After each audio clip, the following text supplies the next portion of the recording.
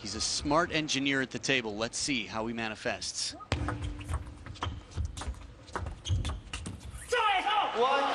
The first vocalization of many to come from Tomokazu. Yeah, we saw a lot of this push play against Xiang Peng from Tomokazu. Very patient, confidence in his touch game.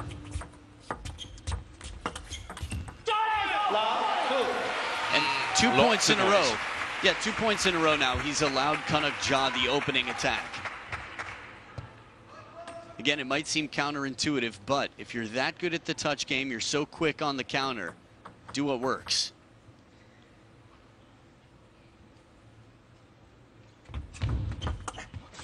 Typically, we've seen Kanak go with the very high toss early on in his matches. Not this time. So funny, I heard some criticism of his serves that I thought, it's just unbelievable. You can count every game. He gets outright service points quite quickly, every match he plays, many of them. Left, 1-2. In the last round against Dong Cho, 2 of his first 6 points came outright on serve.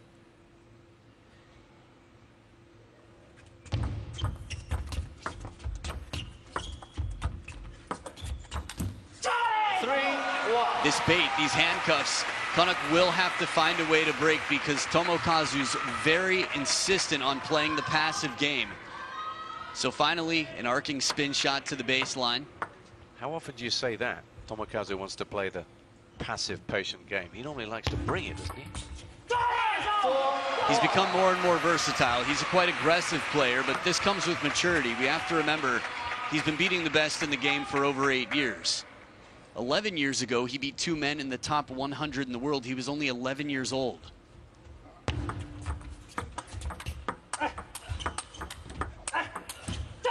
Now he opens up and he celebrates.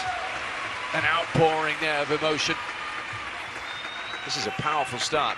The danger for Kanak, I'd imagine, is that he's not allowed to slow things down, to break up play. Well, he definitely is. It's just challenging because there are so few holes in Tomo's game. Finding these narrow margins, looking for any little way to make it uncomfortable for Tomo to get him off balance and create a good opening for himself. Kanak down 1-5.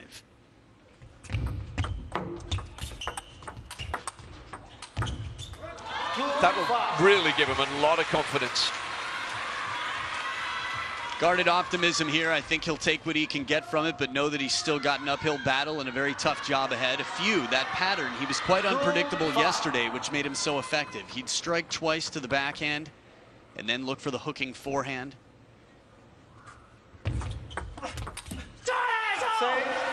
One thing we notice about watching Kanak, because of course we haven't seen as much of him as Tomokazu in terms of these major events, he has a very stiff style, doesn't he? Crouching, kind of interesting body shape to the way he plays. It does feel that way. It's not a flashy game. He keeps his racket high. He plays sort of the money ball of table tennis.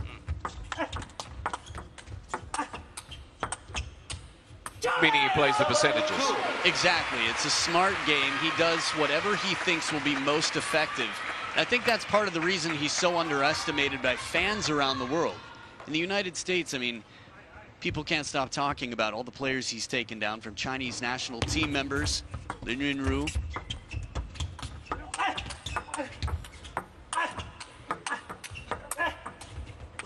Tomokazu, Truls, Felix. I mean, there's no shortage of players who've been dominant in the game, real threats to Team China that Kanak's managed to disassemble. And I think that's sort of the word that applies. He just finds the right way to get the screws loose on the other side of the table. He's clever. Yeah, nicely put. He's really frustrated his opponents thus far this week. 3-8. Saw his opportunity, pounced on that backhand flick there. Chop, or the exchange prior to that, Adam, he got into an extended rallying duel. Does he want to avoid those, or do you think he can fight fire with fire against Tomo? If he stays near the table when he's in control, once he gets a step behind, the long rally's just going to be tough to hang. And he does like to dominate the table as much as possible, but he's 9-3 down now. Yeah, Tomo's done a wonderful job here to study his opponent. Neither of these players take losing lightly. After all, winning is their living. 9-3.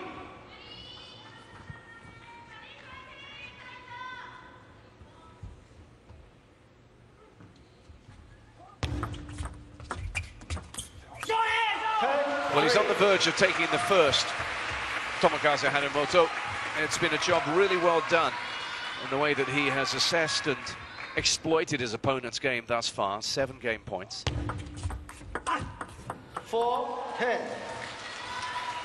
Whatever happens in this one, Adam, I'm really interested in a couple of points. We can get into some thematic stuff, really, about what the reaction has been stateside to what Kanak's been doing. I'm interested to see your take on how Tomokazu has really galvanized these fans as well. 4-10.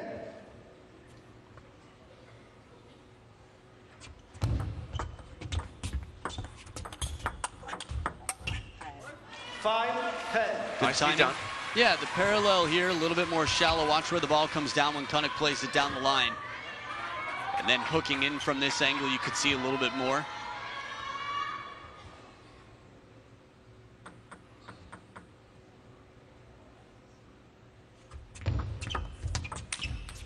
Missed it, though. Given the opportunity again to just chip away there.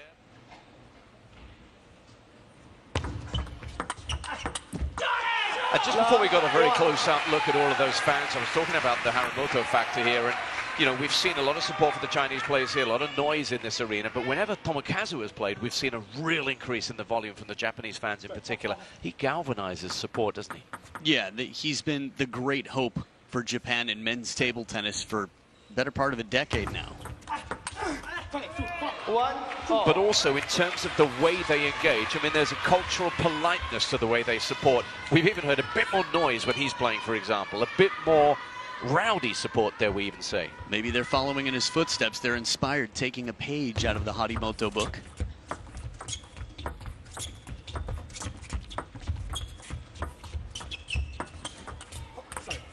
One, two. Isn't that wonderful? A little soft touch exchange there. Well, the surprise for me was there's one that's clearly going long. Tomo didn't play an opening shot despite a ball that was clearly coming off the table. 1-2. This is called sticking to the plan. He says, you know what, I think I can still keep it short. And here he says, you know what, I think I can use a different ball. They each choose 15 before the match starts.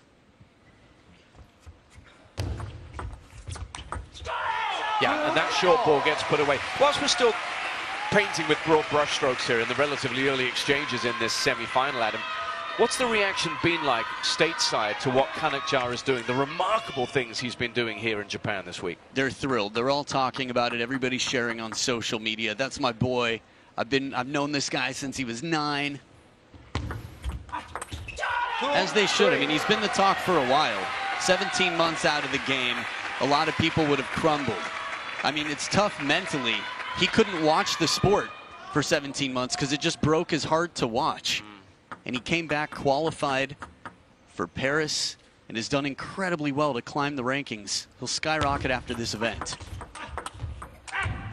More relevant to this match, last time they played in Singapore in 2022, Tomo won the first game, Kanak won the next 3. Good point. So he knows, and he will believe. It's been a feature of this week. Kanak's post-match interviews have been an amazing combination of humility and belief, knowing that he is where he should be.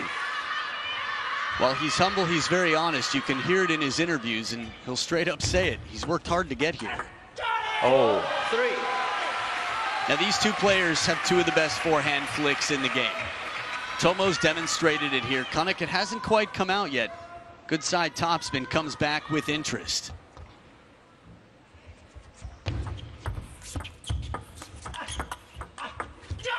Oh, that time off the backhand.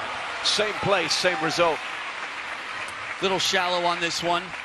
Watch the next ball here. Very shallow on the table, so that's when Tomo realizes he's got more angles to choose from, and Kanak's like, man, I've got to be mindful of this. Can't allow him these shots.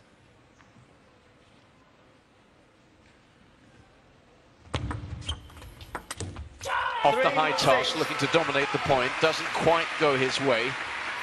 And that's a good line that you used there. Got to deny Tomo the opportunities. He's done such a great job all week long of denying his opponents their strength. It's a subtle skill to have, but an incredibly valuable one.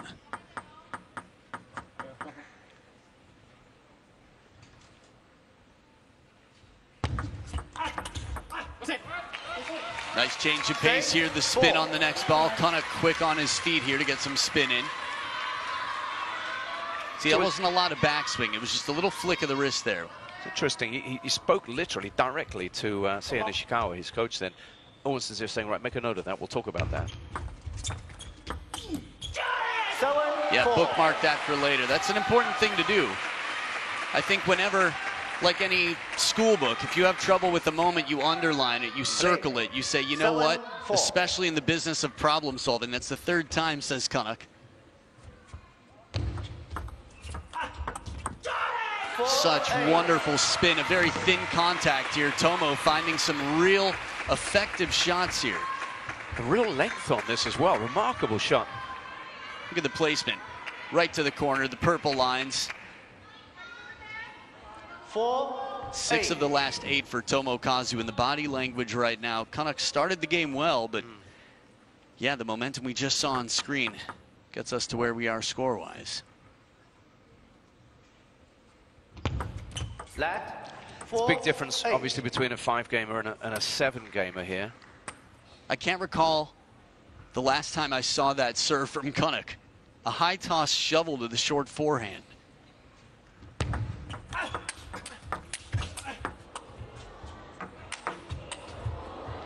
But he's stretched now. He's stretched way back off the table. That's not his comfort zone. Well, it didn't miss by much. That was such an arcing shot. One lob, power here, and then a big attack. I mean, that was as high as a lob, but it was like a counter loop. Had it come down, it would have just been mind-blowing.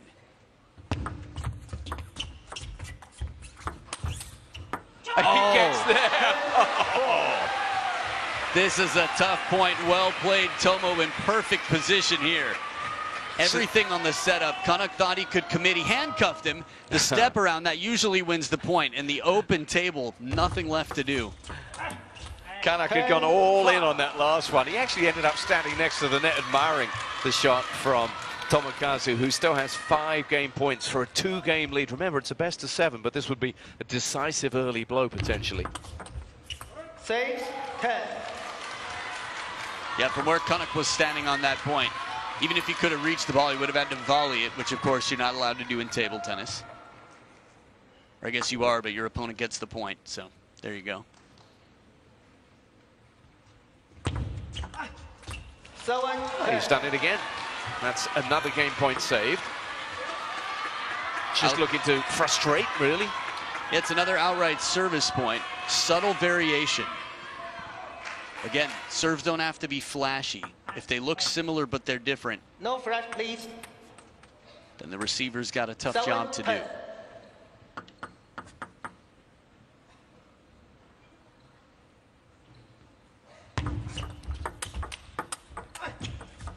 10-8. And there's another one. He's within 2 now. 2 game points left for Tomo out of his timeout. And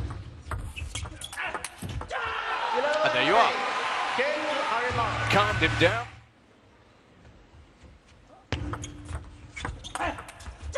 One love. Maybe an obvious question, Adam, but Kanak now, who's found it hard going, and he's looked a little bit frustrated at times in this matchup, what does he have to try and do now to just somehow impose his game and his will on Tomokazu?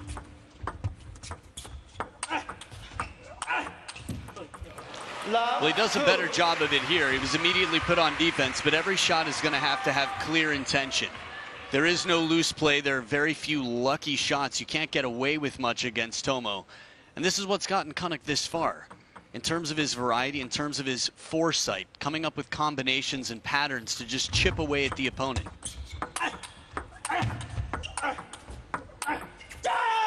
Yes, he's been able to manage his way through matches so far, but he's up.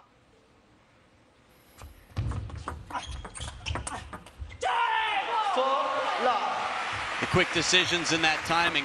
He's pinning him on the elbow here, forcing Kanak to make a switch 2 times in a row. Smart placement. Tomo very clever at the table right now.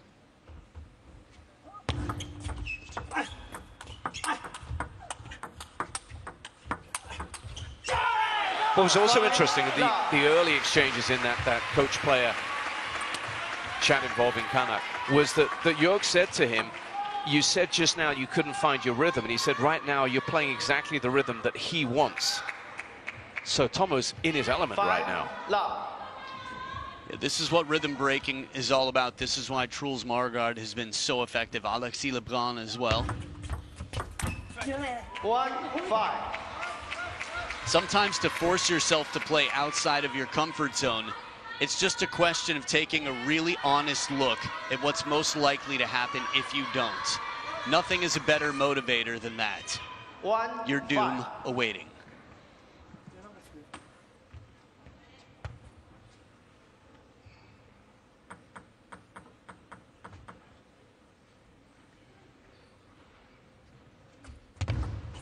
Let 1-5.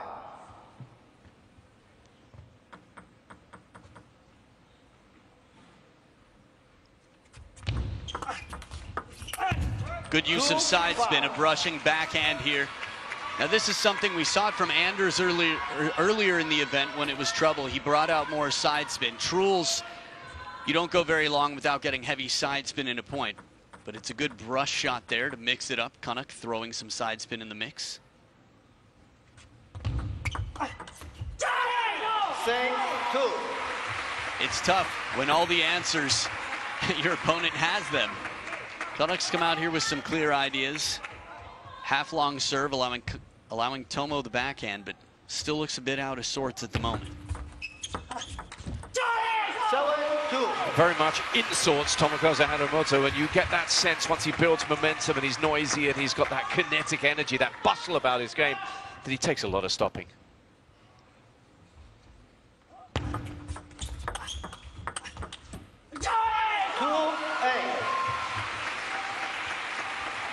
Right now, it just feels like he can't miss. Tomokazu, you asked about his determination, what it would mean to him before this match.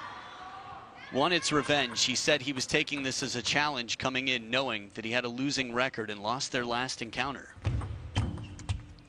3-8. Another outright service point, still a long way to go. Kanak looking to find rhythm, confidence. You talked about his body language earlier, and understandably so. He's just not quite finding the answers that he's used to being able to find. A man who engineers his way through points. There it is, forehand flick comes out to play and a quick recoil to follow up. There's Bitzy, who's worked with Nina Mittelham, Tom Jarvis, many of the greats over the years, but has been alongside Kanak for quite some time. From Grenzau, where they would train together. Tomokazu, 78.2 serve success. Kanak, 50-50.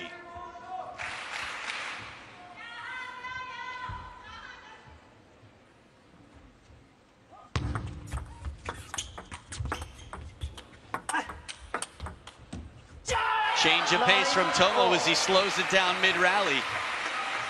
It's been uncomfortable for a long time, and Tomo's managing to keep it that way. It's almost like he's Kanaking Kanak. Kanaking.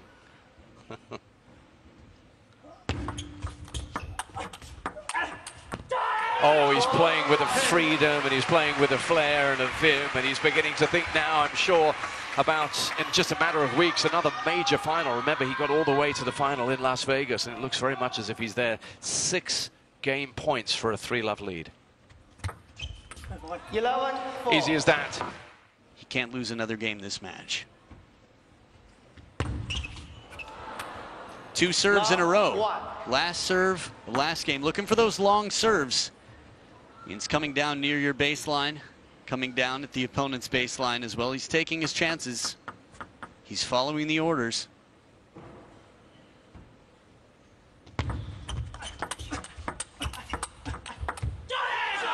Fast in the backhand-to-backhand exchange. Tomokazu seems bulletproof right now. So well prepared. Think about how we started this match. Think about the tactical changes you've seen from the slow play, the pushing, the variation in spin. Kanak with a chop block. It's not a shot you think of him as doing. I saw him do it against Dong Cho. Beautiful chop block here. Heavy spin, and Tomo, man, that one really carried.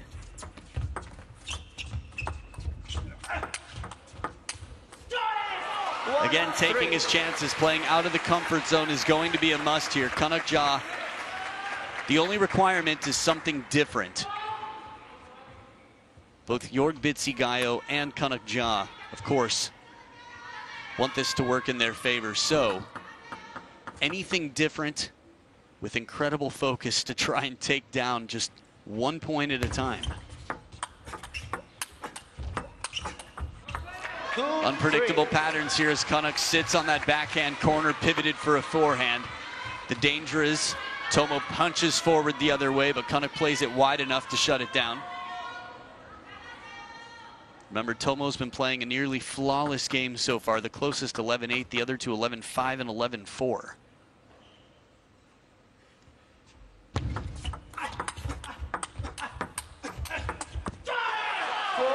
Good short stroke forehand early, but a very active Tomokazu finds his positioning. Forward just a little bit for the backhand. That's where he took control. You could feel the shift in energy. Masataka Morizono in the front there. Left-hander. He's actually trained with Kanak. Kanak was here in Japan as one of 3 non-Japanese players to join the national team. Him, Anton Schellberg, and Omar Asar. 4-3. Mika Baba, the head of the association behind him. He's been a legend for Japanese table tennis. Again, sometimes just your positioning adds enough pressure to the opponent to make them hit it wide. 4-all. A good job of staying slightly closer here in the touch game. Kanak ties it up in what is a must-win game. Mentally, it's not easy, but he's basically going to have to treat every point as a must-win point. And then if it doesn't work out that way, quickly recognize he can't change it and treat the next point the same.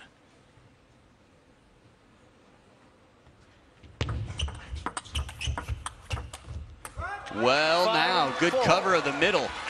Had to quickly shuffle those feet and get up on the right heel there to make space for the forehand. See him lean back just enough to play the spin.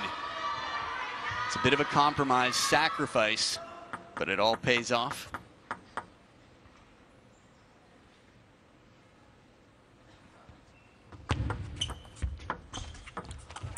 Ooh, slow spin in the face of a slightly higher ball.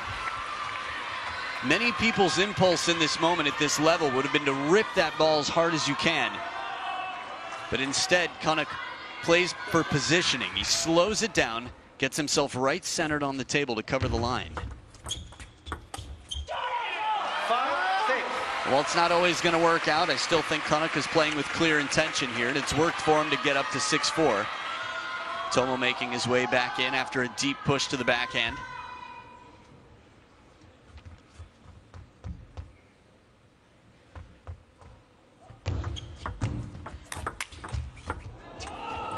Oh, the chop. He got back the forehand flip. And at the second towel break, Tomo leveled once again. Clever combination there. The slap just trying to keep that chop low. Again, you don't see attackers chopping too much, despite Shushu and Yao on the final point of the match with Sun Ying Xia playing 2, if I remember correctly. Again, a sold-out crowd here for the final day, day 5. The last day before we end up making our way over to Malmö, Sweden.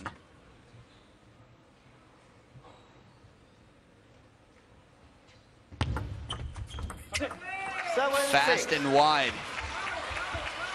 It's amazing for a serve that's not deliberately long. This one really takes a sharp turn. And technically it's long because it wouldn't have bounced twice on the opponent's half of the table, but didn't go deep on the table as usual. Something to mix it up.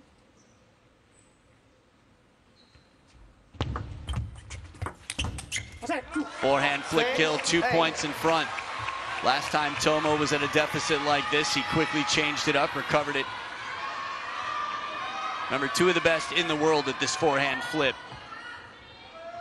It's only starting to pay off for Kanak in this 4th game.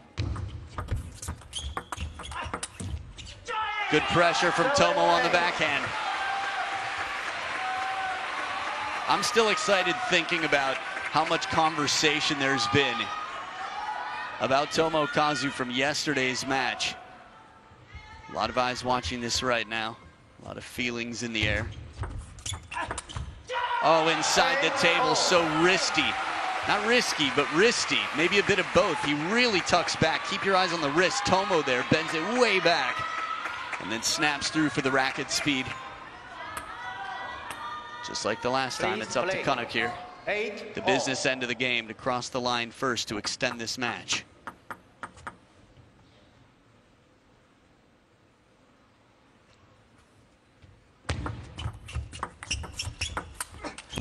The soft flick, the inside-out forehand, a combo that earns him the point. Tomo was waiting for the hard hit to the forehand on this flip. And you could see his left knee, the way it buckled a little bit as he had to recenter because Kanak didn't play it wide to the forehand. Testing the tippy toes on the other side, Kanak up by 1.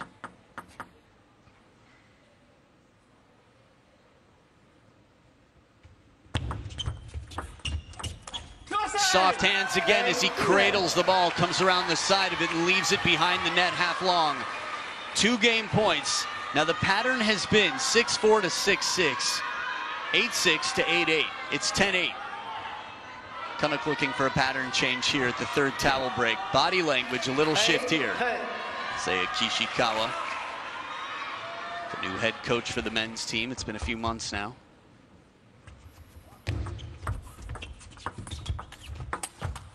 Slow spin in the follow-up. Kanak pulls himself up. Still leading 3-1. He serves now.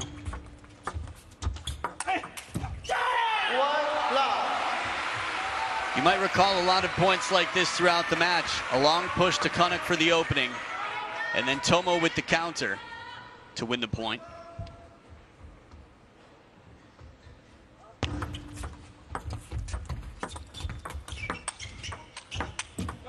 Smart placement into the middle. Kanak doesn't go for full power, he goes for placement, and it pays off. A little bit of wrap on it to go inside, make it bend into the body.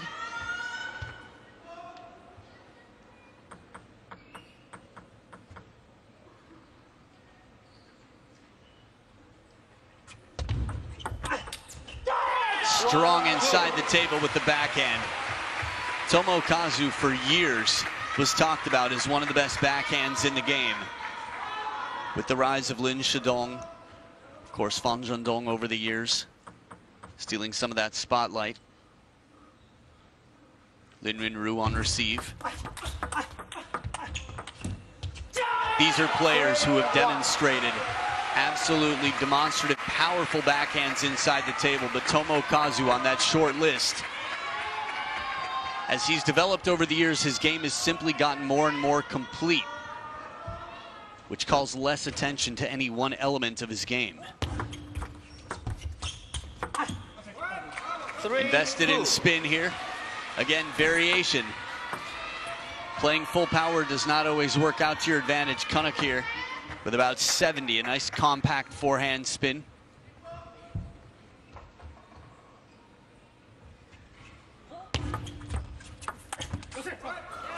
The placement. There's so much geometry in table tennis. Watch where Kanak touches this.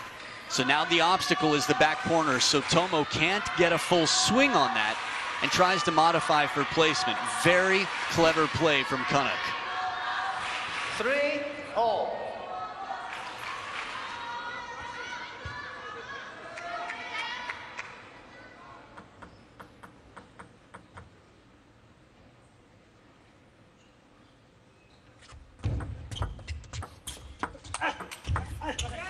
Counter with the racket high. Now, historically, Kanak is known for having his racket higher than most, being able to block anything back. Here, it's more than that. The 17 months he took off of the game, well, he went into suspension looking like, let's say, a boy, and coming out looking like a man. He's put on a lot of muscle, and he's got power. He's developed it in Germany and Sweden. 14, he first moved to Sweden following his sister, national team player for the U.S., Prachi. And then Kanak would continue to fly, making the family proud. Credits his parents, both of Tomo's parents here in the stadium, obviously a little bit closer and more convenient for them than for the Ja family. Big point to step in front. Tomo is going to try to run with this confidence. Half-long pendulum serve and then sets up for the backhand-to-backhand rally.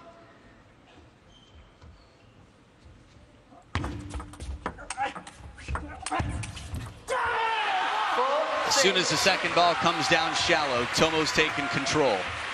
He sets it up that way, really. I didn't think it was a bad receive. But again, quickly put into slightly more passive play behind the table.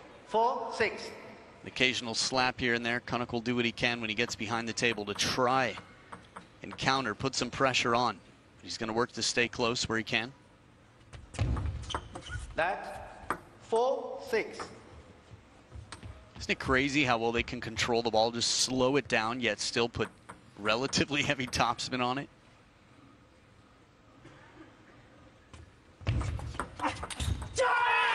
Pressure inside the table again. Tomo putting Kanak into the body language that we saw in the first 3 games. There's Harimoto, the father of both Tomo and Miwa. Good placement early on. Kanak's going to have to find some positivity wherever he can. Look for it.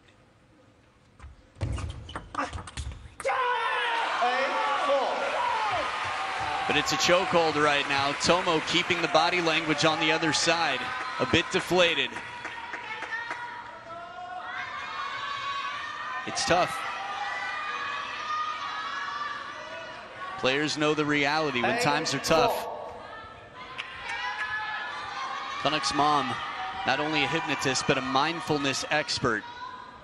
Being realistic is important. Being optimistic also.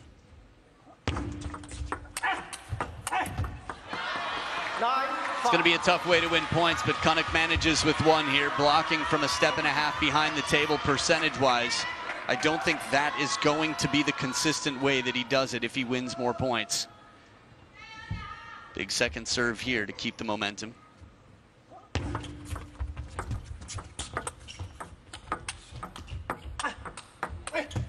This is a wonderful point. Tomo extends it a few shots longer than it looked like it might have gone. Kanak moving around the forehand side to play the backhand. But really on the toes there, getting up on the balls of the feet to play it forward, catch it earlier, put more pressure on. Trying to exhale stress here. Breathe focus.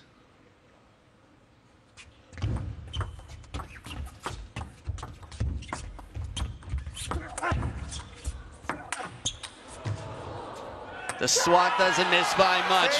It's the power in a long pushing rally. Again, we go back to chapter 1 of this best of 7 match, the first game. Kanak caught in the middle there. Tries to bring it down baseline.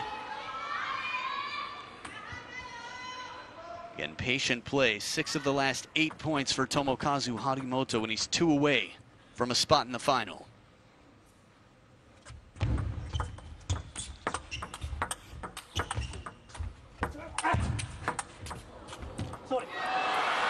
And a long extended rally after Tomokazu gets a little break off the net. He's got himself 4 match points to do what no one else could.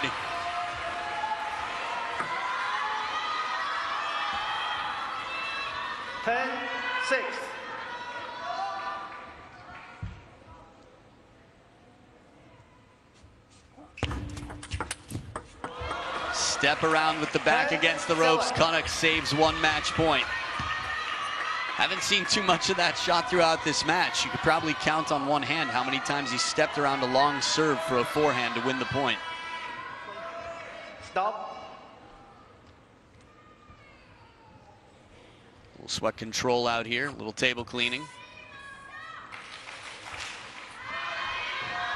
Dun, dun, dun, dun, dun.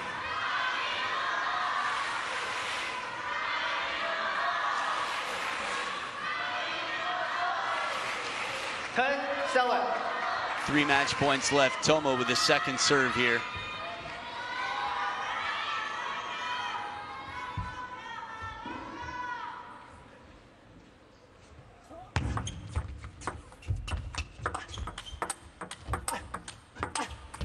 And he's still surviving. Kanak saves another match point in a backhand-to-backhand exchange, which again, if you were to look at the data in this match, backhand-to-backhand, despite that good quick transition in the middle with the forehand, these backhand-to-backhand rallies have not favored Kanak.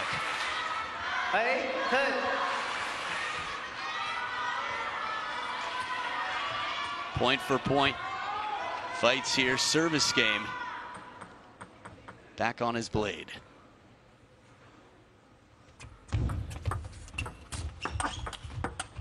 Oh, back edge of the table. Tomo puts the dream run to an end. My goodness, this is going to be much tighter than it looks on paper. Here with an edge to it.